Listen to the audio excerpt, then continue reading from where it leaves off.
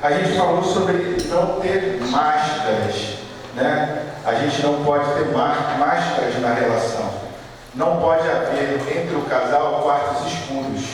Não pode haver aquela coisa que isso eu não posso falar com meu esposo, isso eu não posso falar com a minha esposa, nessa área eu não posso tocar. Então o casal precisa estar sempre, né, à vontade um diante do outro. Até para falar das suas dificuldades, até para falar das suas dúvidas, dos seus medos, né? Há casais que muitas vezes o marido passa por alguns conflitos, alguns atritos no trabalho, e ele não gosta de compartilhar com a esposa. Ele acha que ele vai trazer uma preocupação, que ele vai trazer uma dor de cabeça para ela. Isso não é casamento.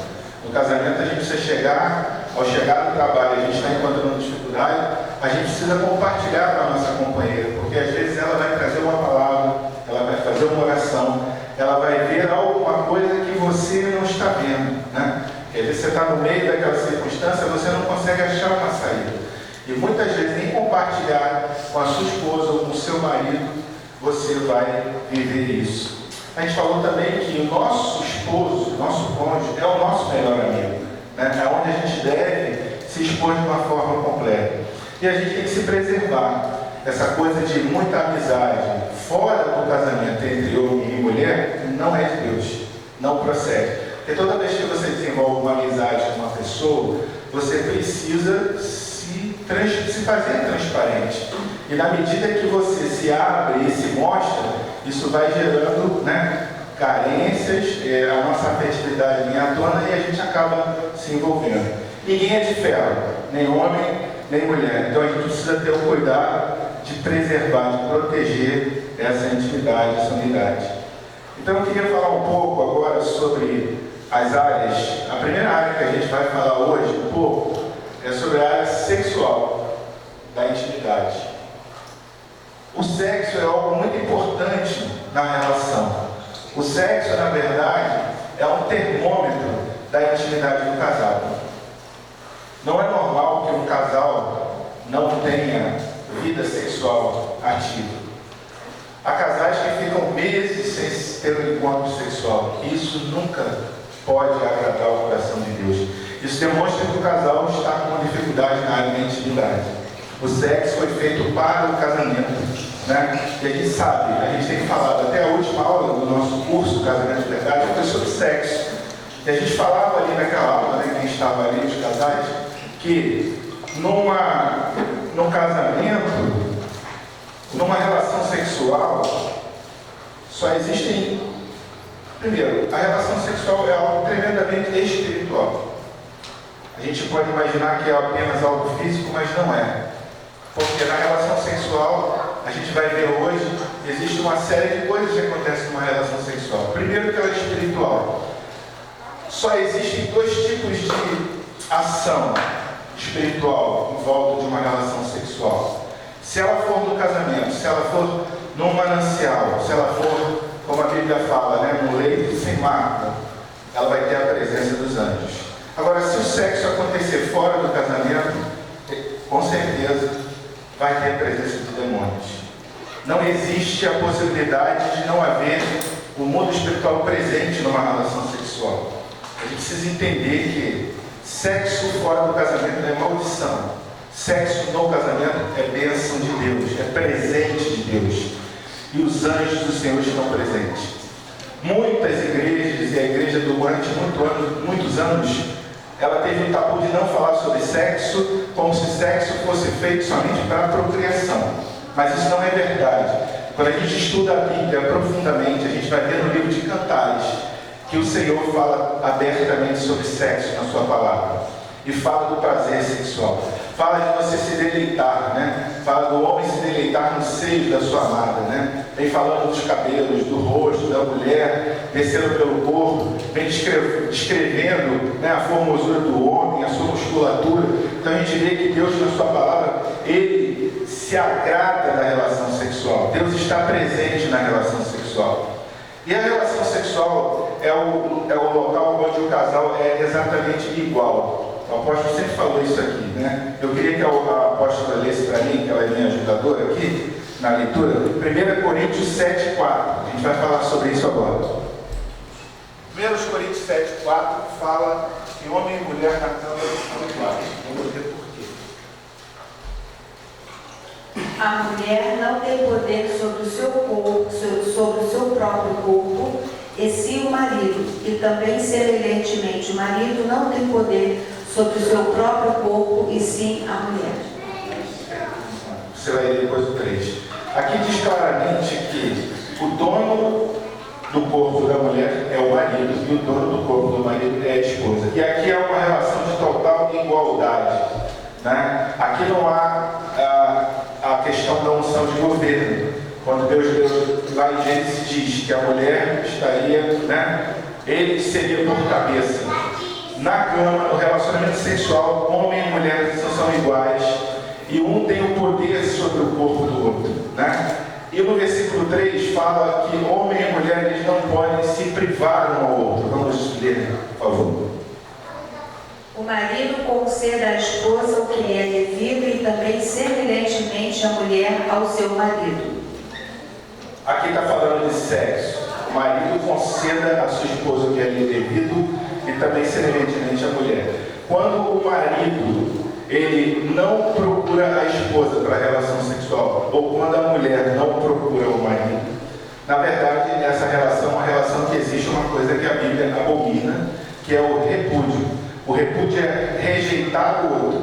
O repúdio é não dar importância ao outro, não considerar o outro, não respeitar o outro. Então, se a relação sexual não acontece, é porque um dos dois ou os dois estão se repudiando mutuamente. E por isso, nessa relação, é uma relação doentia. Esse casal que está vivendo essa circunstância, ele precisa de ajuda, ele precisa de cura, ele precisa buscar um aconselhamento, ele precisa buscar a oração, porque Deus veio para curar todas as nossas feridas. Nós não podemos admitir na igreja um casal de Deus que não tenha intimidade sexual. Isso não agrada o coração de Deus. Então a intimidade, ela abrange a área sexual. Quando o sexo esfria, falta intimidade. Quais são os inimigos da relação sexual sadia nos dias de hoje? Os maiores inimigos da relação sexual sadia nos dias de hoje é a pornografia. O que é a pornografia? Essa semana, um desses dias, eu estava ouvindo uma matéria de um pregador sobre pornografia e eu achei muito interessante. Quem já teve envolvimento com pornografia sabe que quando você, por exemplo, assiste um filme, eu nunca tinha parado para pensar nisso, mas é como se você conseguisse ver ao mesmo tempo 120 fotos por segundo. É o desenvolvimento de um filme. E aquilo, quem viu lá a palestra da minha esposa recentemente, falou sobre que os olhos são a janela da nossa alma. Aquilo que a gente vê, ele entra, vai para a nossa memória, desce lá, né, no cérebro e fica lá no córtex, lá atrás, e aquilo é armazenado. Então a pornografia, ela vai te causar um dano, porque ela vai armazenar na sua mente, no seu HD. É como se você fosse um computador. E aquelas imagens ficam armazenadas na sua cabeça. Eu achei assim muito poderosa a ministração que eu ouvi desse pastor. Eu fiquei impactado, porque no final da ministração ele fez uma oração sobre aquelas imagens. E ali eu senti que o Senhor estava também me curando, porque eu fui vítima da pornografia durante muitos anos. Então, muitas vezes aquela imagem volta à sua mente e você precisa fazer o quê? Rejeitar. Porque a batalha está na nossa mente. Então, quando aquela imagem do meu passado vem na minha mente, que está lá no meu banco de memória, o que eu faço? Eu rejeito. Mas naquela ministração, foi algo tão poderoso, eu senti o Espírito Santo indo lá e retirando aquelas coisas da minha mente, da minha memória. Então eu senti uma libertação naquele dia. Ou seja, eu consideravelmente diminuiu na minha mente esse tipo de ataque. Então, quando uma pessoa se expõe à pornografia, ela, na verdade, ela está armazenando na sua mente imagens que vão prejudicar a intimidade, a relação sexual. Há casais que desenvolvem, vão se afastando, eles vão se afastando mutuamente. A gente fala dessas coisas porque isso acontece também entre nossos irmãos. A gente que lida com casais, que começa a fazer aconselhamento, percebe que essas coisas acontecem. E o casal começa a se esfriar, perder o interesse um pelo outro, e aí muitas vezes eles vão buscar a satisfação individualmente. O sexo não foi feito para satisfação individual. E o que vai acontecer com esse casal? Ele vai se masturbar individualmente. Marido se masturbando e esposa se masturbando. E eles não se encontram mais para ter intimidade. Se isso acontece numa relação, você está dando aquilo que é precioso, aquilo que Deus deu para você, você está desperdiçando aquela energia, aquela coisa boa que Deus colocou no seu coração para você compartilhar com a sua esposa, você está fazendo numa relação o quê? Egoísta, de prazer pessoal. Isso é adultério. Isso é prostituição. Prostituição é tudo aquilo que foi destinado para um fim e você destina para o fim errado. Então, sua vida sexual, o seu sêmen, aquilo que Deus te deu é para a sua esposa, não é para você desperdiçar no ralo do banheiro. Eu falo isso porque isso acontece com muitos casais que a gente tem. Eles começam a se afastar e depois, porque sentem necessidade, eles começam a desenvolver esse hábito e eles desenvolvem esse vício. E muitos casamentos acabam porque casais estão agindo dessa maneira. Então a gente precisa guardar a nossa casa desses ataques, guardar a nossa família dos ataques do inimigo e dar aquilo que é direito e devido, como diz aí o versículo 3, para a nossa própria esposa, para o nosso próprio marido. E a nossa vida sexual, ela é um jardim, deve ser um jardim fechado. Uma outra área do casamento que a intimidade vai afetar é a área dos sentimentos, é a área sentimental.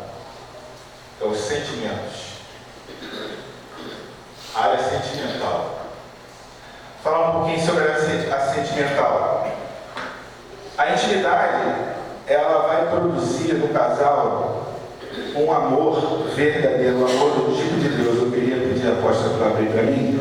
1 Coríntios 13, de 4 a 8. A gente vai falar um pouco sobre o amor no casamento, o amor na família, o amor do tipo de Deus. Que características tem esse amor em 1 Coríntios 13, de 4 a 8? Por favor. O amor é paciente, é benigno, o amor não arde em ciúmes, não se ufana, não se ensoberbece, não se conduz inconvenientemente, não procura os seus interesses, não se exaspera, não se ressente do mal, não se alegra com a injustiça, mas regozija-se com a verdade. Tudo sofre, tudo crê, tudo espera, tudo suporta. O amor jamais acaba. Nesse texto, a gente vê o tipo de amor que deve existir numa família, num casamento. Um amor verdadeiro, um amor sem falsidade.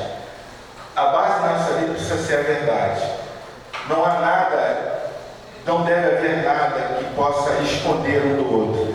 O amor verdadeiro é um amor transparente, totalmente transparente. E é um amor que aqui fala que é um amor sem ciúmes. 1 Coríntios fala de um amor que ele não olha para o seu próprio interesse, mas ele se agrada com o interesse do outro.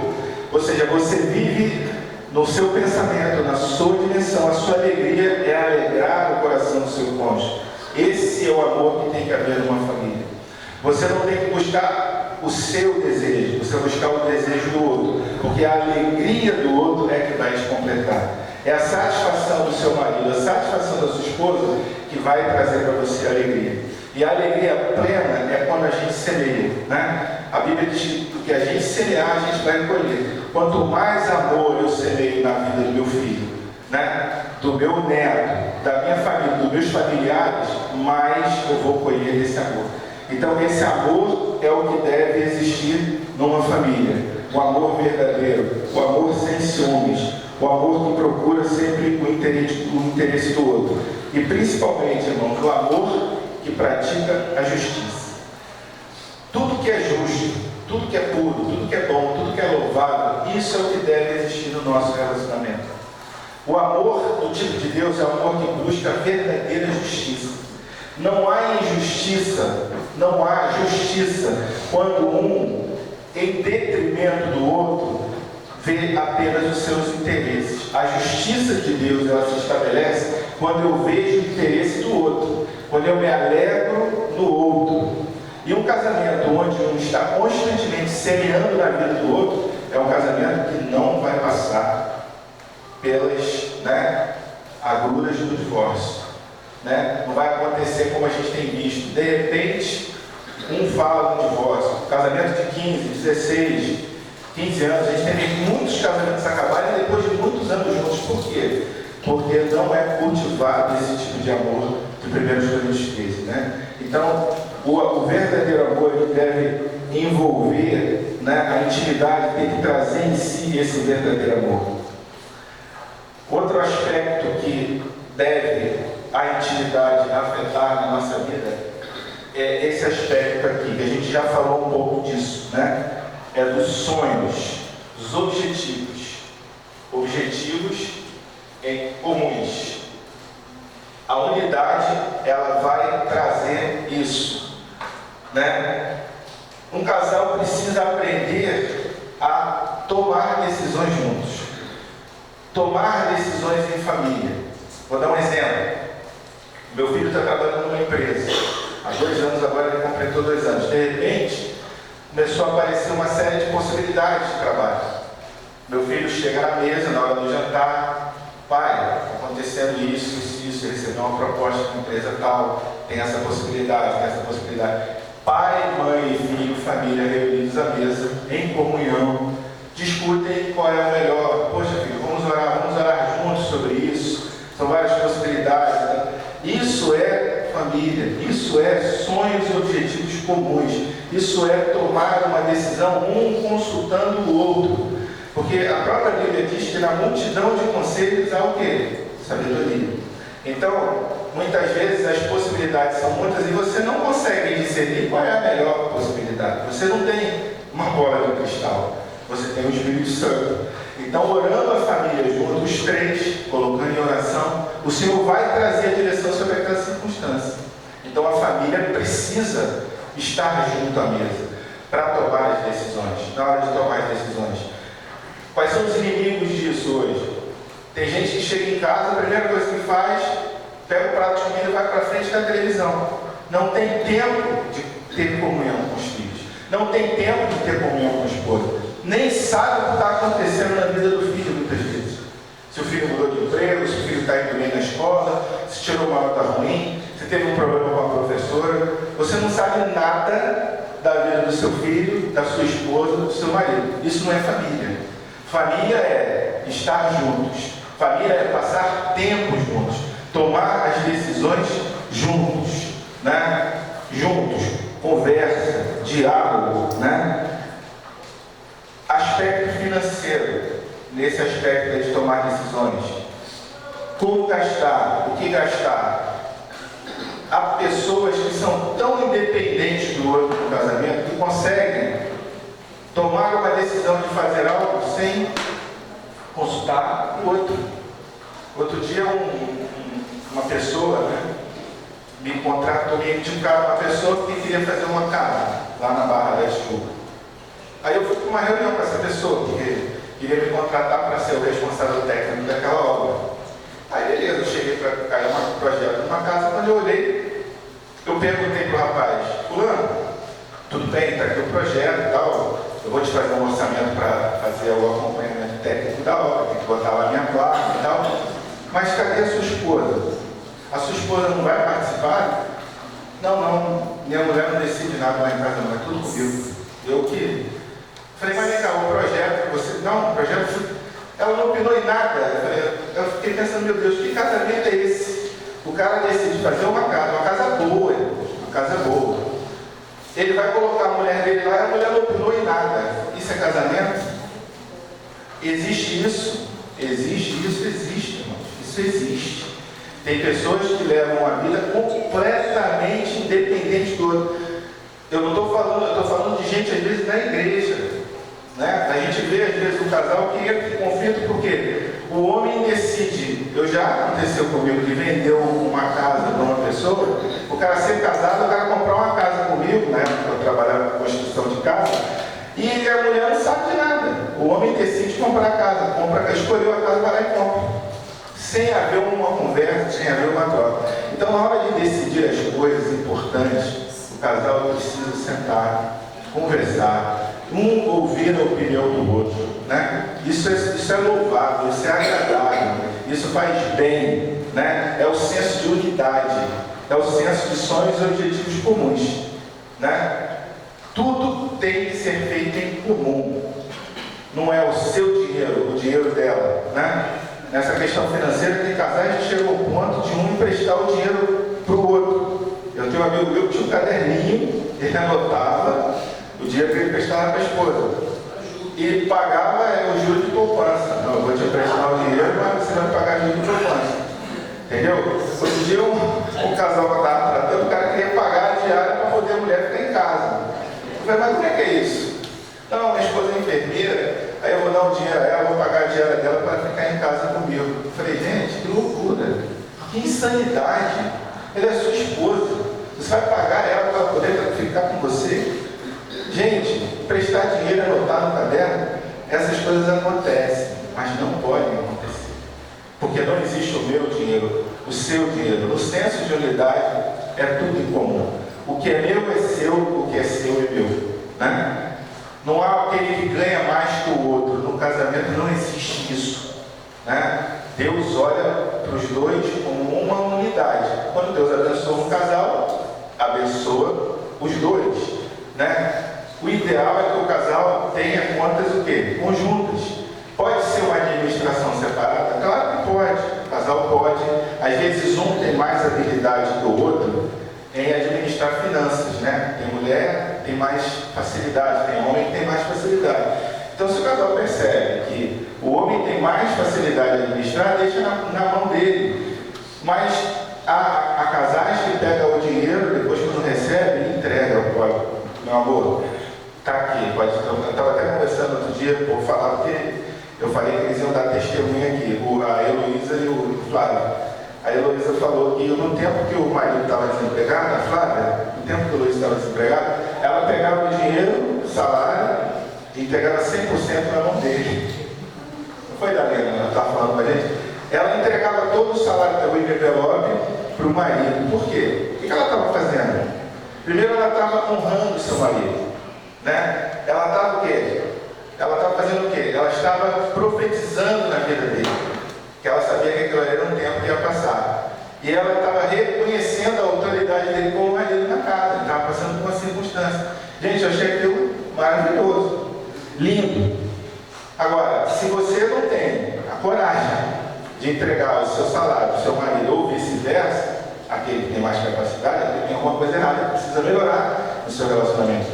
Porque o relacionamento tem que ter o quê? Confiança. A base do relacionamento do casal é o quê? A confiança. Então não existe o meu, o seu. Então, isso aqui você paga, aquilo ali eu pago. Pode até acontecer se for de comum acordo. Você vai pagar essa despesa, eu vou pagar essa e aquele. Mas tem que ter conversa, tem que ter acordo. E não pode ter conflito por causa de dinheiro. Briga por causa de dinheiro no casal. Se chegou nesse nível, porque o casamento já está uma água. Não pode brigar por causa de dinheiro no casamento. Em nome de Jesus. Nós somos um só. O nosso dinheiro é um só. Não existe o seu dinheiro nem o dinheiro da sua esposa.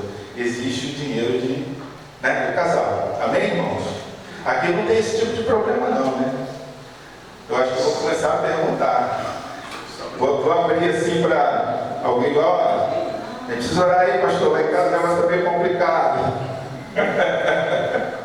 Mas é isso, irmãos. A gente precisa entender como as coisas de Deus funcionam. O que a gente quer no nosso casamento? A gente quer viver o padrão de Deus? Então a gente tem que se submeter à vontade de Deus no nosso casamento. E o nosso Deus, ele é assim, né? Ele se agrada que a gente tenha unidade na área financeira. Ia falar, vocês nem falar, né? O casal cristão precisa ter aliança com o Senhor dos dízimos, né? Isso aí não é o tema da aula, mas é super importante. Dízimo é proteção. Dízimo é aliança, dízimo é fé, é andar, é ter o coração de Deus na sua vida financeira. Senhor, está aqui minha vida, primeiro é teu, dízimo é primícia, o primeiro é do Senhor. Depois a gente pode falar mais na frente a gente vai falar, ter uma aula especificamente sobre isso. Outro aspecto da vida da intimidade que tem que acontecer numa relação é esse aqui, irmãos, da santidade. Santidade, a unidade vai produzir santidade. Santidade. Eu acho muito lindo aquele texto que fala de levantar mãos santas. Levantar mãos santas. Por que a Bíblia fala de levantar mãos santas? Mãos santas é porque toda vez que alguém pega contra o Senhor, ele mancha suas mãos. Então, quando um homem, por exemplo, faz um negócio escuso, né? Num negócio, ganha uma propina, negocia um negócio errado, ou um roubo, o que ele faz? Ele pega com as mãos aquilo ali, certo? Mão santa. Não, mão suja. O que é mão santa? Mão limpa. Levantar mão santa significa que quando você adorar o seu Deus, você vai erguer a sua mão, e ele vai olhar para a sua mão e vai ver que a sua mão não está contaminada. Eu gosto muito daquele texto que fala da capa de Acã, né? Quando o Senhor puniu toda uma nação, porque apenas um homem, que foi Acã, quando ele guerreou contra o povo inimigo, o que ele fez? Ele tomou uma capa, e Deus falou que não era para tomar nada daquele povo, daquela nação, daquele povo inimigo, e ele escondeu aquela capa. Então ele pegou uma coisa que está o quê? Contaminada. E ele trouxe maldição sobre a sua casa, sobre a sua família e sobre a sua nação. E quando o Senhor é consultado, ele diz uma coisa muito importante. Ele diz assim: vocês não vão prevalecer contra os seus inimigos por causa da coisa roubada, por causa da coisa contaminada. Quando um homem, por exemplo, se masturba, ele contamina o quê?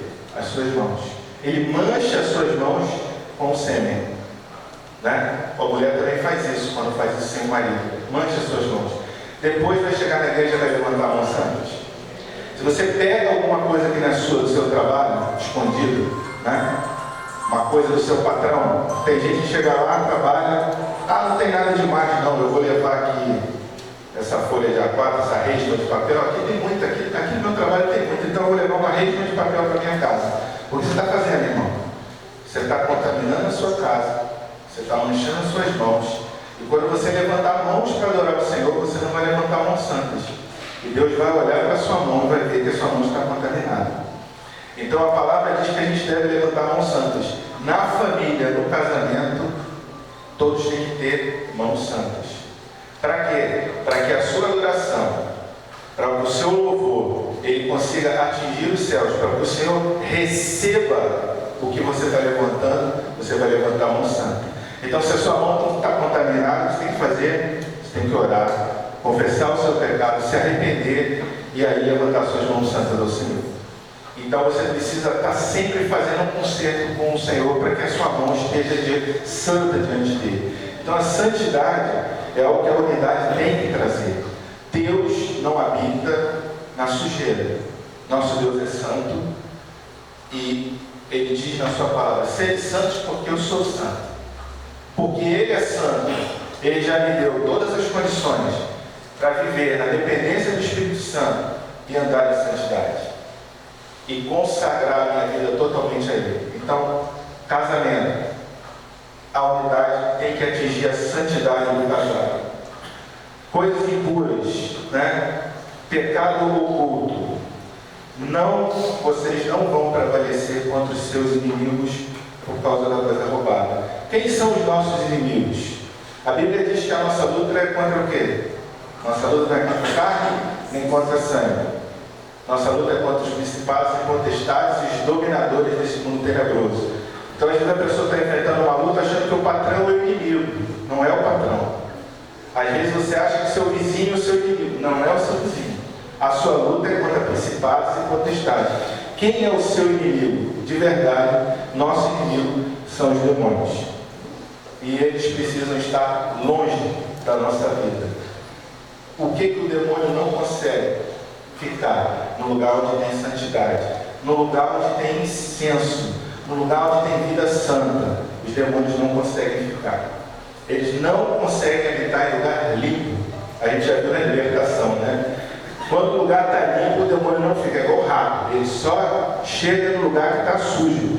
Então a nossa vida, a nossa casa, a nossa família precisa andar em santidade. O tempo todo a gente precisa guardar os nossos olhos, a nossa mente, o nosso coração. Outro aspecto que a gente precisa atingir é o aspecto aqui da adoração. A nossa vida, ela tem que ser um altar de adoração. Eu acho muito tremendo quando diz lá, naquele texto de Elias quando chegou naquele monte Carmelo, a primeira coisa que ele notou que o altar estava aqui, em ruínas. E antes de orar, ele mandou reparar o altar. Por que o altar estava em ruínas, se a gente for refletir? É porque aquele altar era um lugar de adoração. Aquele altar era um lugar separado e santificado pelo sacerdote para que ele fosse feita constantemente a adoração. Então, na minha mente, eu consigo imaginar um altar que estava o quê? Desarrumado, desorganizado e até abandonado. Então, acho que o vento tinha derrubado as pedras, porque vocês lembram que o altar era um monte de pedras, depois você colocava a lenha por cima e fazia ali o sacrifício. Mas ali o povo de Deus ia para levar o quê? O seu coração, a sua adoração. O sacrifício era para ir com o coração contrito. E aí ele ali fazia o seu sacrifício. Como aquele altar estava abandonado, é porque o povo já não mais frequentava aquele lugar. Por quê? Porque o povo estava muito envolvido com as coisas do natural, com as coisas da terra. E o nosso casamento tem que ser um altar de adoração. O Senhor precisa olhar para a nossa casa e ver que as pedras estão no lugar, a lenha está no lugar, o cordeiro está no lugar. Então a gente precisa manter um altar de adoração no nosso lar. A intimidade, a unidade do casal, ela vai manter a presença de Deus, o altar reparado. Então, se você quer o poder de Deus só desceu porque o altar foi reparado. Elias mandou reparar o altar antes de orar. Não adianta orar sem ter o altar reparado. Tem gente que ora, não vê nada acontecer. Por quê? Porque o altar não está reparado. Então precisa fazer conserto, precisa pedir perdão, precisa perdoar, precisa limpar o coração para depois poder pedir o poder de Deus e ele se manifestar. Amém? Deus não vai derramar o seu poder no altar que não esteja reparado. Em espírito e em verdade. A nossa adoração, ela só pode existir na verdade. A base da nossa vida tem que ser a verdade. A verdade é a melhor saída sempre, né? A verdade, ela vai trazer uma série de benefícios para você. Quando você caminha com verdade, você caminha em segurança. Então, a verdade faz com que você consiga ser totalmente transparente com o seu cônjuge, né? Eu sempre digo o seguinte: qualquer coisa que acontece de anormal, eu procuro compartilhar com a minha esposa. Então, se eu passei por qualquer dificuldade na minha vida, se por exemplo eu tive um sonho erótico, alguma coisa que me incomodou, o que eu faço? Eu converso com a minha esposa e peço para ela orar por mim. O que isso produz no meu casamento? Produz o quê? Intimidade. Produz o quê? Segurança. Ela sabe que nós estamos para vencer qualquer dificuldade juntos. Até mesmo se eu sofrer uma tentação, quando eu chego com a minha esposa, eu falo: amor, eu passei por essa dificuldade, eu preciso que você ore por mim. Aí ela vai lá, longe dos meus olhos, ora por mim. E por isso, que desde o ano de 1998, eu nunca mais toquei numa mulher que não fosse a minha. Eu era um homem que era totalmente preso na prostituição. O que fez eu transformar a minha vida e hoje andar em segurança? A transparência, a verdade. É muito melhor você ser verdadeiro o tempo todo. Você só ganha com a verdade. Porque a verdade vai produzir uma coisa na sua relação, na sua família, que é muito legal, que é a intimidade. Porque quando você é totalmente verdadeiro um com o outro, você gera uma segurança no outro, e o outro sabe que pode contar com você. Ele sabe que se tiver alguma coisa errada, o primeiro que vai saber é você. Eu quero te perguntar, seu casamento é assim? Você tem colocado diante do seu cônjuge tudo aquilo que te aflige? Ou você ainda tem algum quarto escuro, alguma coisa que você não quer colocar diante do seu cônjuge? Que você tem dificuldade? Ah, mas pastor, a reação do meu cônjuge não é boa, né? Se eu chegar para ele e falar determinadas coisas, ele não vai reagir bem. Isso pode acontecer? Pode. Mas você precisa o quê? Sabedoria, dependência do Espírito Santo. Deus vai te dar sabedoria para você saber a medida, para você no tempo, para você começar a semear a verdade no coração dele. E Deus vai te honrar. Porque aquele que caminha com a verdade, Deus vai honrar. Porque vai caminhar, Jesus falou, né? Ele é a verdade, né? Eu sou o caminho, a verdade e a vida. Amém? Outra coisa que vai ter, eu já falei agora um pouco, mas a intimidade deve produzir confissão de pecados. Desculpa. Isso aqui que é extraordinário. Confissão de pecados. Confissão. A confissão de pecados, ela vai trazer na relação algo muito tremendo. Ela vai gerar intimidade entre o casal. Agora tem uma questão aqui que eu queria colocar. Quando é que eu devo me expor? Em que medida? Meu cônjuge está preparado? Eu queria falar um pouco sobre isso, porque eu vou encerrar aqui por causa do horário, mas eu vou falar um pouco sobre isso aí antes de encerrar. Existem níveis de confissão que vão produzir a verdade, vai produzir bênção no seu casamento. Nem sempre o seu cônjuge está preparado. Muitas vezes você vai, primeiramente, no nível de confissão, de confessar para o irmão. A Bíblia diz: confessar os vossos pecados uns aos outros para serem curados. Então eu preciso confessar o meu irmão. Eu tenho que escolher a pessoa certa que eu vou confessar o meu pecado. Porque eu não posso falar para qualquer pessoa. Eu tenho que ver naquela pessoa que eu estou confessando uma medida de vida de Deus para eu poder confessar. Então eu confessei para o meu irmão. Meu irmão orou por mim. Ali já é um nível de cura. Você confessar para o seu pastor, nível de cura. Confessar para o seu cônjuge. Às vezes o seu cônjuge não está preparado. Você precisa esperar ele atingir uma determinada maturidade para você ter aquela conversa com ele. Porque se você fizer isso fora do tempo da maturidade, isso vai ser problema na sua relação. Então você não vai sair confessando. Antes de você confessar para o seu cônjuge, você conversa com o seu pastor e procure saber dele o que ele acha. Pastor, vamos orar sobre isso. Você acha que está na hora de eu falar? Porque às vezes você precisa esperar o seu cônjuge atingir a maturidade. Mas o que normalmente ocorre quando um casal confessa qualquer tipo de pecado, seja ele adultério, o que for, é que esse casamento ele vai entrar num outro nível de intimidade, que nunca viveu antes. Então, via de regra, um casal que consegue confessar um ao outro e entrar no caminho da verdade, o que vai acontecer? Deus vai derramar sobre a vida sexual daquele casal. Por quê? Porque ele atingiu um nível de adoração, um nível de confissão tremendo. E existe um nível de confissão maior ainda, que é quando o casal se expõe na sua própria família.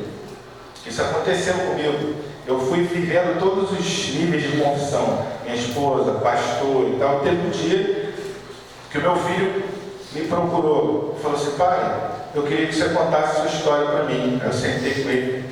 Fiquei umas 2, 3 horas contando toda a minha história. Choramos juntos, ele me perdoou, nos abraçamos, nos beijamos. O que aconteceu? Meu filho passou a me admirar muito mais do que me admirava. Porque ele viu a transformação de Deus na minha vida. Depois eu vivi a mesma nível de confissão com a minha filha. Foi um outro nível de confissão. Mas a minha família toda foi atingida. Então assim, não existe mais quartos escuros. Tudo foi falado, tudo foi tratado, tudo foi confessado. Isso é o ideal? É o ideal. Ah, pastor, mas eu ainda não consegui chegar nesse nível. Não tenha pressa. Se submeta ao Espírito Santo, ele vai trazer direção e tudo a seu tempo Deus vai colocar no lugar. Mas se você puder experimentar o nível final de confissão, que é a confissão para a própria família, Isso é algo muito poderoso, que vai trazer uma série de liberações para a sua vida. Amém? Irmãos, por causa do horário, a gente vai parar por aqui. Vamos para o nosso intervalo. Na aula que vem a gente continua e encerra esse assunto de intimidade e a gente vai entrar no próximo assunto. Amém? Deus abençoe.